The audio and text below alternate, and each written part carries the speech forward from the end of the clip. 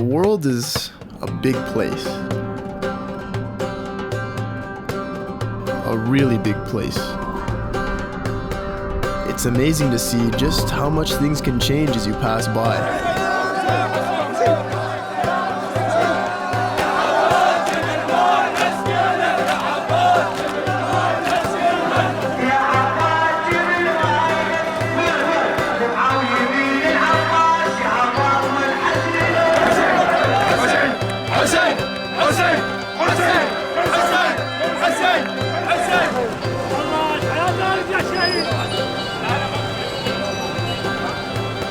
I feel like growing up in Canada, I never really got to know the world for what it was. أنا هسه هنا بالسيطرة، هذا سيطرة؟ إيه سيطرة. هذا سيطرة، هم جنود بالجيش، الله يخليكم، الله يخليكم، يلا احجوني، العراق بلد آمن، بلد آمن، العراق بلد آمن، العراق محترم، العراق سيادة مستقلة،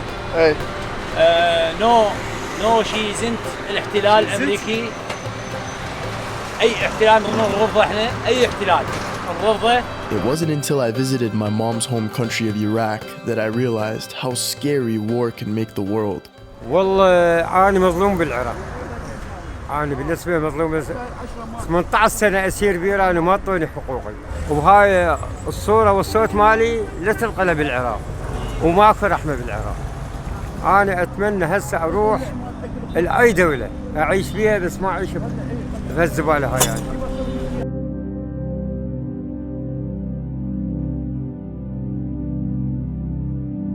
To better understand the realities of escaping war, I reached out to my Jordanian friend Saad.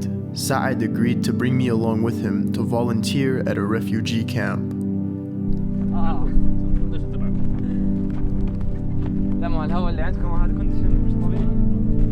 So we're driving right now in the outskirts of a city called El Mefreg, which is in the north of Jordan. We're about 10 kilometers south of the Syria border. Hopefully we can find some stories and people around here to share their stories, to give you guys watching this video at home a better insight as to how some people in the world are living.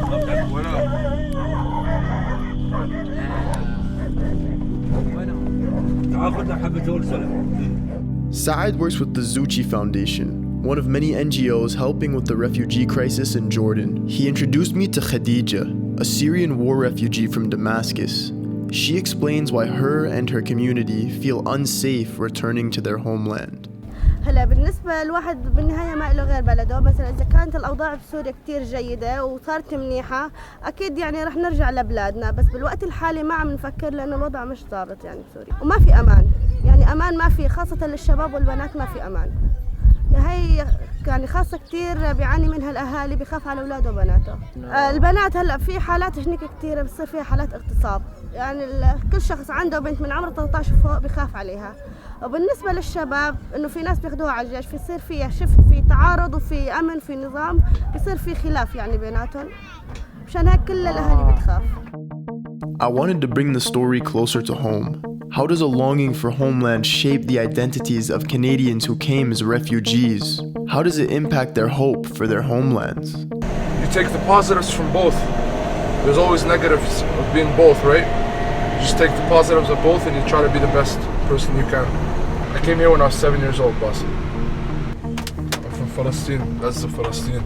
Just the fact that I would walk around daily on the roads and just see these soldiers with their guns and stuff looking all intimidating and stuff like that is just it's not a good sight to be around, especially when you see it consistently every single day.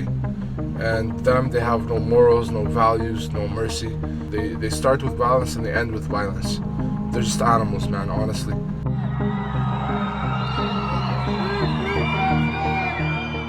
Always have hope, man. Come on, we're Palestinians. We always have hope.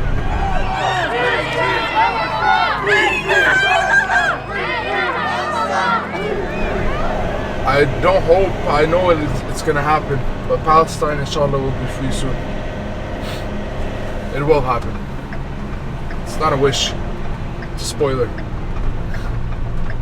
One day my dream will to be build a better Palestine in terms of building hospitals, building schools, building amusement parks, you know, for the kids to have fun when all they've seen in the last 30, 40 years was fucking war. That's my dream.